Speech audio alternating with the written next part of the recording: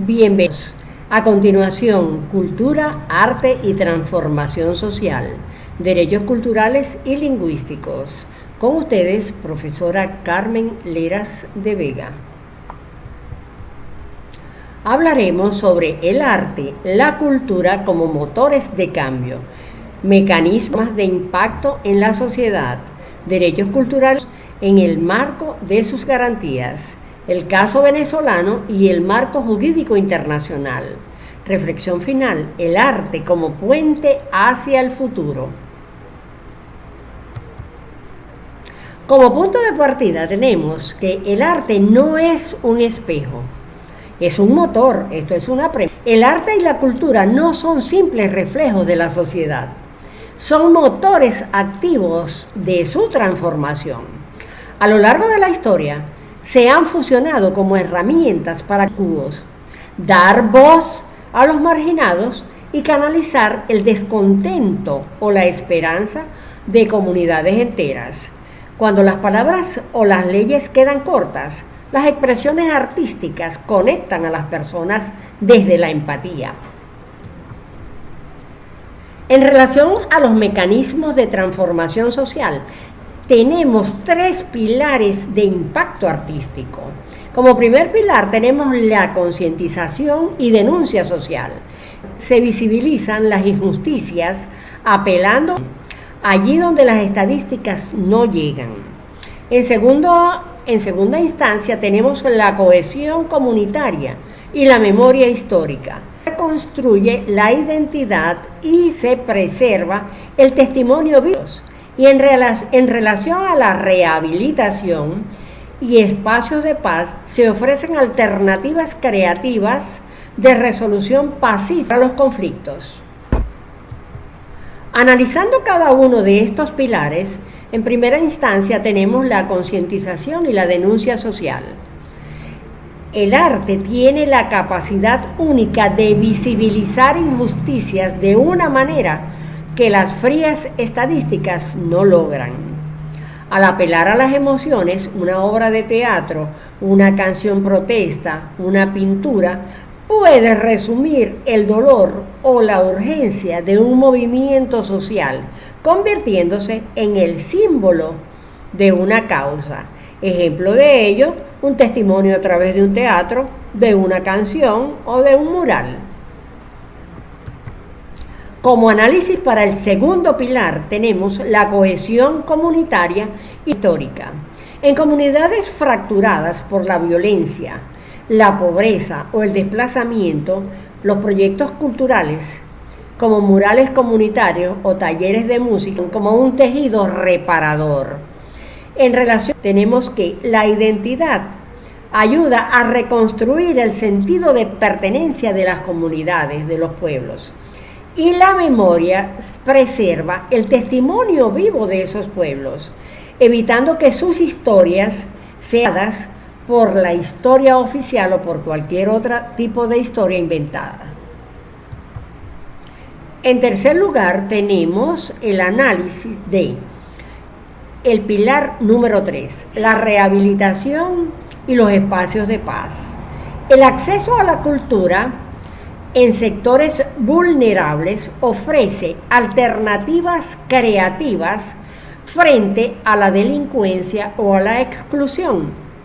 La práctica artística fomenta la disciplina, el pensamiento crítico y la resolución pacífica de conflictos, formando entornos hostiles en espacios de encuentro y de diálogo, creando así la paz.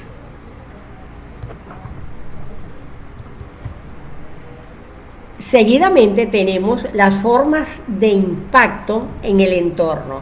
En síntesis, la parte individual desarrolla la empatía y el pensamiento. En la parte comunitaria se recupera el espacio público a través de murales, el muralismo y festividades o festivales dedicados a la parte artística.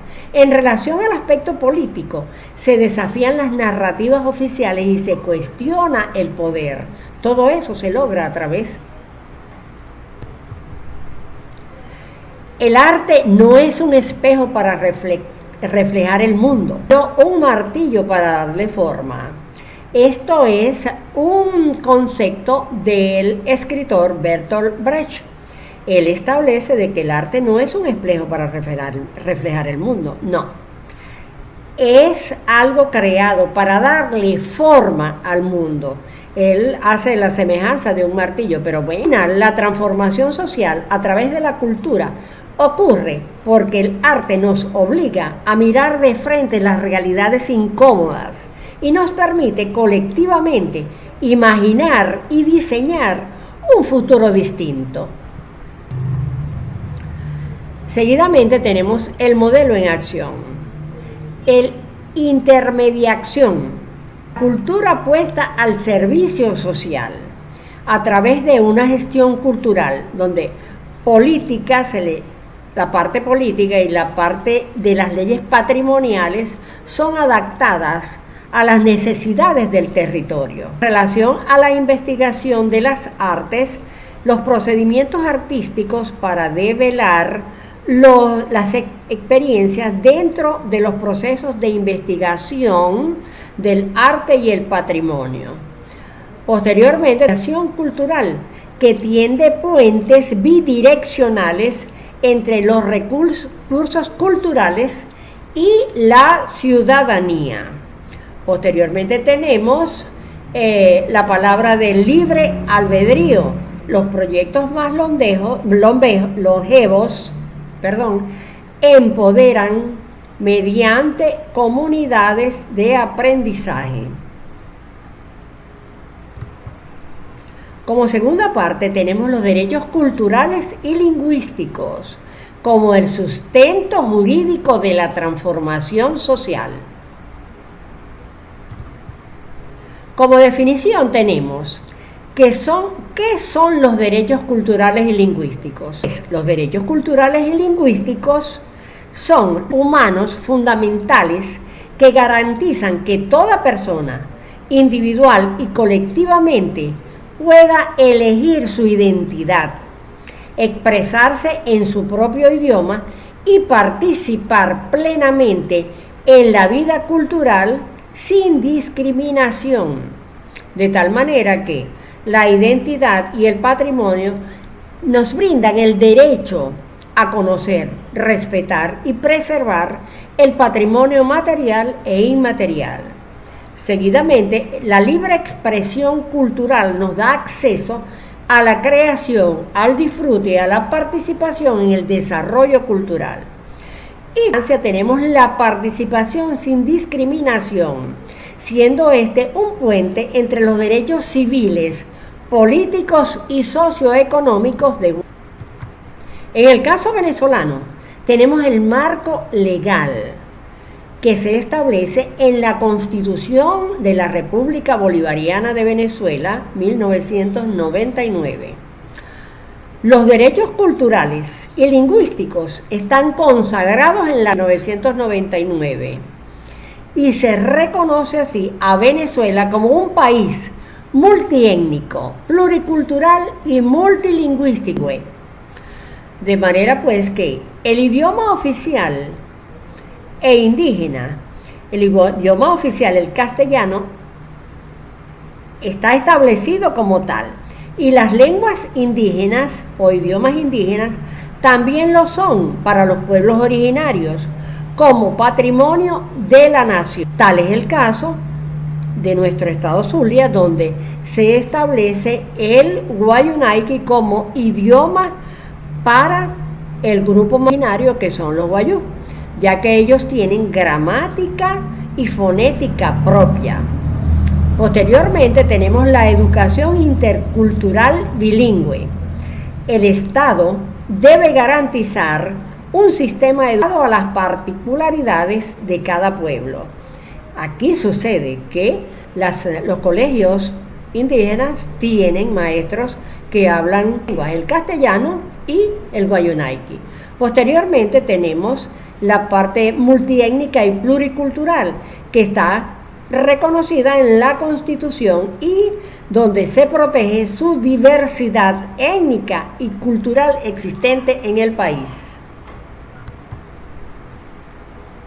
Continuamos con los pilares constitucionales de los derechos culturales establecidos en la Constitución de la República Bolivariana de Venezuela. En sus artículos más resaltantes, tenemos el número 98, que establece la creación, la libertad de creación en relación a la creación cultural es libre e incluye producir obras y proteger los derechos de autor. Eso está establecido en el artículo 98. En el artículo 99 se permite el acceso universal. El Estado garantiza el acceso universal a la información, a la cultura, a la educación sin discriminación. Y en relación al artículo 100 y 121, donde se protegen la diversidad étnica y el uso oficial de los idiomas junto al castellano, como lo explicamos en la lámina anterior. Posteriormente, en relación a la Ley de Protección y Defensa del Patrimonio Cultural, esta obliga al Estado a proteger y a restaurar la herencia material e inmaterial de la nación. Más allá de las fronteras, el respaldo del derecho internacional. Estos derechos, no declaraciones, están respaldados por tratados internacionales vinculantes que los prometen a cumplir. Tal es el caso de la Declaración Universal de Derechos Humanos, establecido en el artículo 27, donde reza aquí: toda persona tiene derecho a tomar parte libremente en la vida cultural de la comunidad. Posteriormente tenemos el Pacto Internacional de Derechos Económicos, Sociales y Culturales, donde se obliga a los estados a garantizar el ejercicio y la protección de las manifestaciones culturales. Y en relación a los derechos de la ONU sobre derechos de los pueblos indígenas, debemos reconocer el derecho a revivir, utilizar, fomentar, transmitir lenguas, tradiciones orales y sistemas de escritura de cada uno de estos pueblos originarios. Continuamos con la paradoja de la globalización.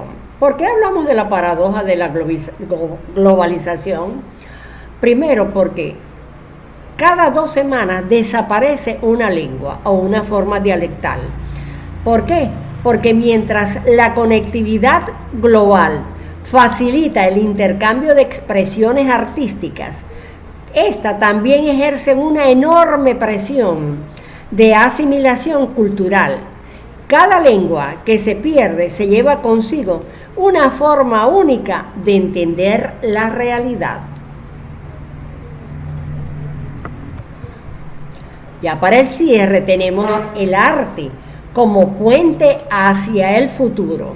El arte y la cultura transforman. Los derechos culturales y lingüísticos garantizan que esa transformación llegue a todos sin exclusión.